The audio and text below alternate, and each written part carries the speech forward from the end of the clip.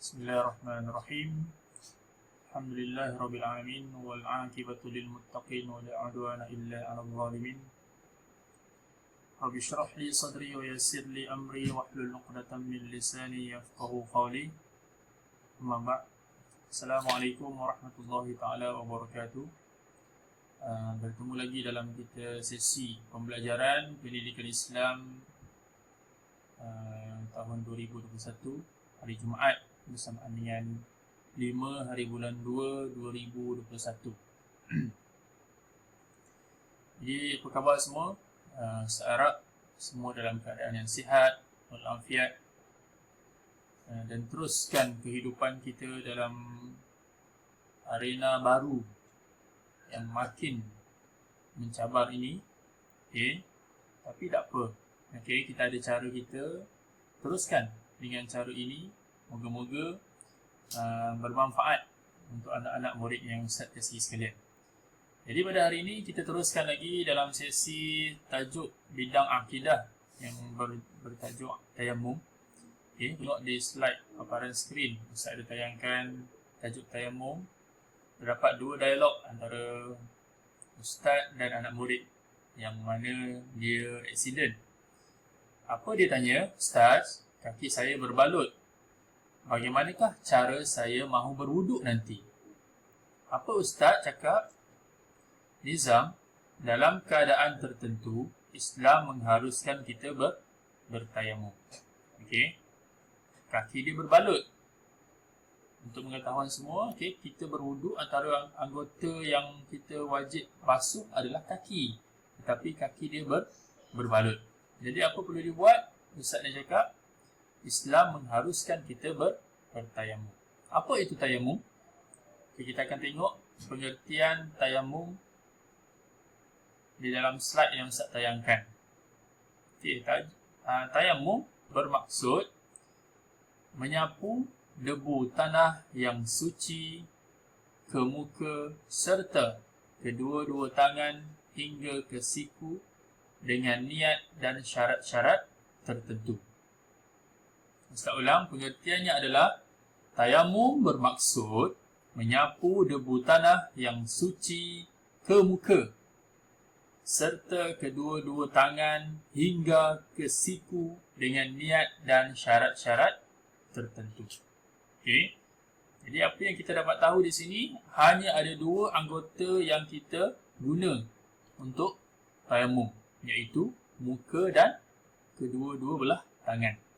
Jadi anggota lain, anggota wuduk yang kita biasa basuh dengan air, kita tidak gunakan. Hanya dua anggota sahaja untuk tayamum. Apa dalilnya? Firman Allah Subhanahu wa taala, "Falam tajidu ma'an fatayammamu sa'idan tayyiba." Surah Al-Maidah. Apa maksud dia?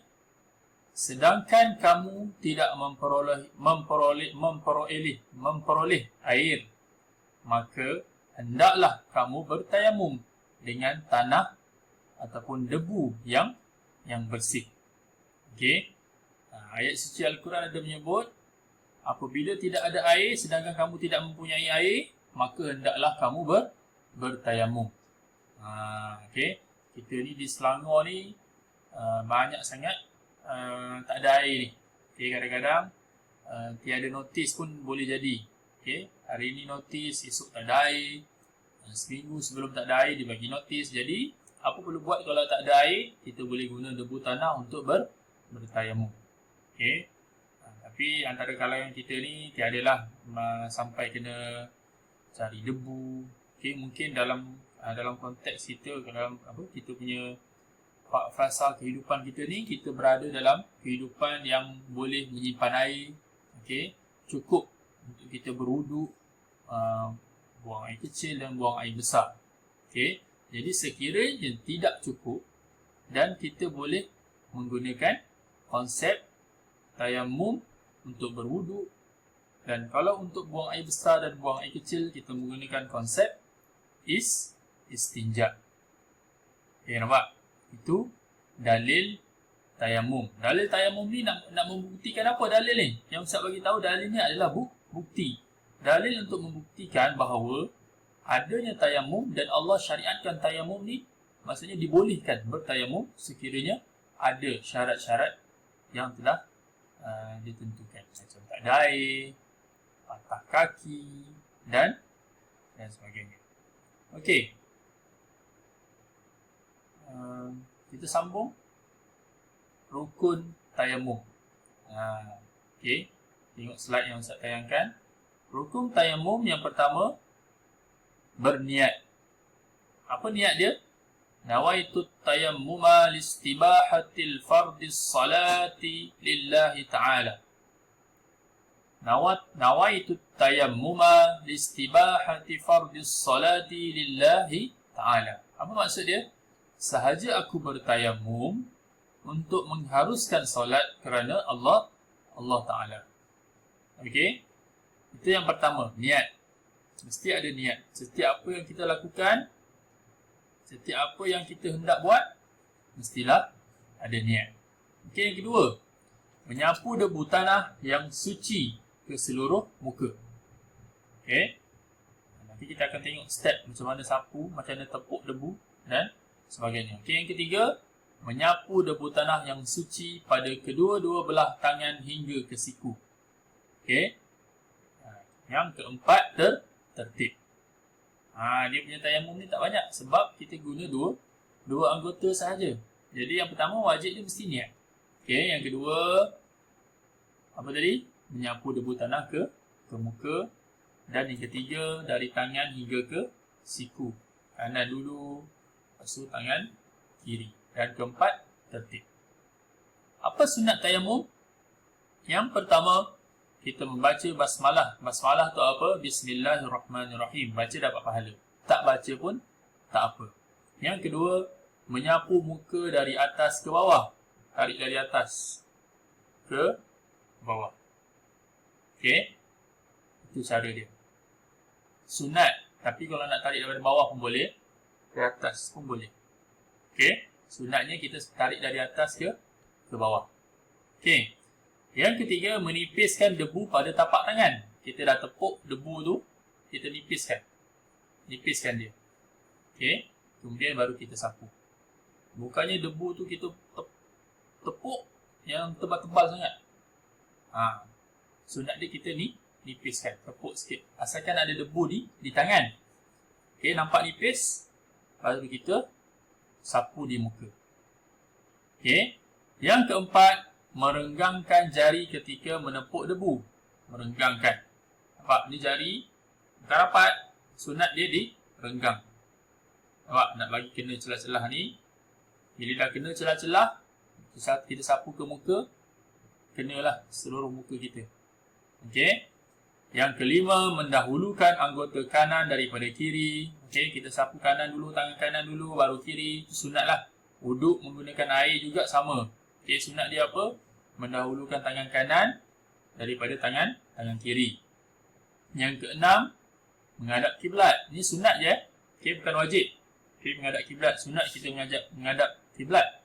Dan yang ketujuh, membaca doa wuduk setelah selesai bertayamum. Okey. Ini adalah sunat-sunat yang kita buat, kita dapat pahala. Kalau tak buat, tak apa ke? Tak apa. Okey. Kita buat yang wajib sahaja. Ni, yang rukun yang Ustaz sebut tadi. Ni yang wajib lah. Niat, menyapu debu tanah ke muka. Yang ketiga, menyapu debu tanah ke tangan hingga ke siku, dan seterusnya kita tertib. Okey. Itu adalah rukun tayamum. Okey, seterusnya kita tengok sebab-sebab yang mengharuskan tayamum. Kenapa boleh tayamum ni? Suka-suka ke boleh tayamum? Tidak. Mesti ada sebab.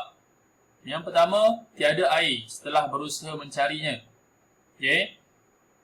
Ada air tetapi hanya mencukupi keperluan diri dan ternakan. Okey.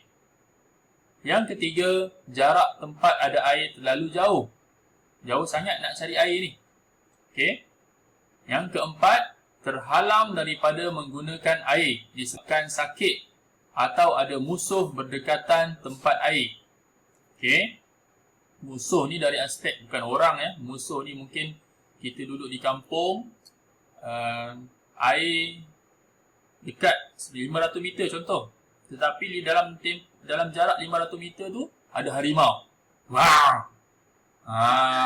Ada harimau. Bila ada harimau, itu adalah antara musuh. Kita takut nak dekat pergi sana. Jadi, kita dibolehkan untuk bertayamum. Dan yang kelima, yang terakhir, cuaca terlalu sejuk sehingga memudaratkan. Okey, kalau kita di Malaysia ni tak adalah cuaca sehingga sejuk. Kalau Ustaz dulu di Mesir, memang ambil wuduk ni, kalau terkena air ni, walaupun setitik, kita boleh terasa bisa lah. Macam kita punya air tu memang sejuk betul lah. Okay?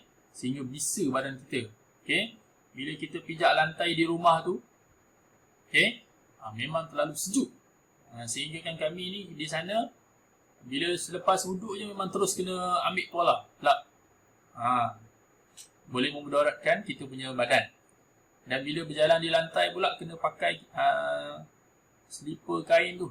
Okay, untuk mengelakkan kaki ni bisa terkena lantai. Sebab sejuk sangat di sana. Okay. Di sana memang diharuskan untuk bertayamum. Tapi Ustaz tak adalah, di sana tak adalah kita sampai nak bertayamum. Okay, masih boleh bertahan lagi. Okay. Jadi cuaca terlalu sejuk ni dibolehkan. Okay, sehingga memudaratkan. Kalau boleh, tak ada masalah. Ini memudaratkan cuaca sejuk ni. Okay, dia terkena air, dia boleh sakit. Contoh.